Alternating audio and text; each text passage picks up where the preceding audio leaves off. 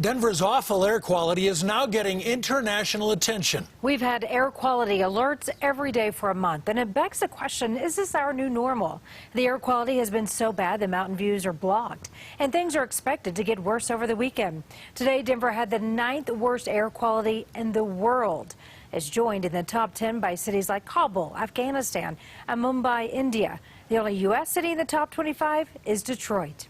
Tonight, we're looking at the short-term and long-term problem. Meteorologist Lauren Whitney is going to show us what's coming up this weekend.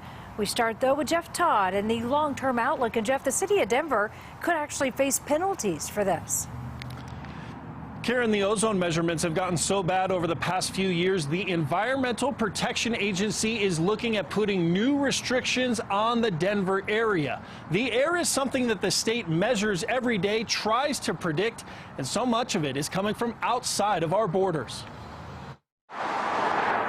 We've had a notable string of poor air quality. On a daily basis, it's Dan Welsh's job to look at the forecast and study Colorado's air quality. Certainly we've seen higher values of fine particulate matter than we would normally expect this time of year. Welsh says Colorado saw an early start to particulate matter in the area from wildfires here, and smoke from fires to our west has continued to make the situation worse without a major change in the weather pattern. And it kind of has a tendency to hug the Front Range because of the airflow patterns and daytime heating. Meaning our views from all over the metro area of mountain peaks or downtown skylines will be diminished. Welsh says right now we have high levels of fine particulate from the smoke and increased ozone. This year, we've been seeing a little bit higher values than we would typically expect. While some people brave the hot and hard to breathe conditions outside, it could be an issue folks along the Front Range have to deal with in most summers to come. We don't